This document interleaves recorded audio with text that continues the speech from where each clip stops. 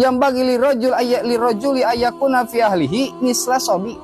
Maka ketika orang ayah di lingkungan imah, seorang suami eta kudu bersikap selayakna doang budak letik. Faidal tamasu ma ingdahu wujida rajulan. Maka ketika orang dibutuhkan ke masyarakat luar mah lain di lingkungan imah karak tunjukkeun kasangaran urang eta seorang eta mencena manggih bikang anu baguna hese.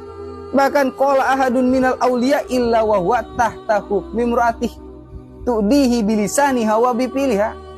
Kebanyakan para wali atau henteu sedikit tina golongan para wali pamajikan eta ngalalunjak tudihi bilisani hawa bipiliha. Seorang para wali eta disakiti ku omonganna, ku tingkah laku seorang pamajikanna. Berarti ketika orang boga pamajikan ngalunjak cerewet, urang eta geus bakat jadi wali.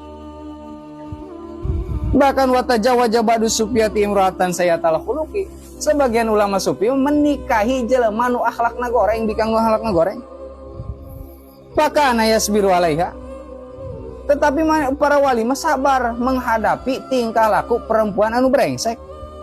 Wakila lahu, lama kelamaan anu nanya, lima lam tutallikuha. Kok bisa cenah bikang kieu diurusan teu ditalak-talak? Doang bikang deui nu lain.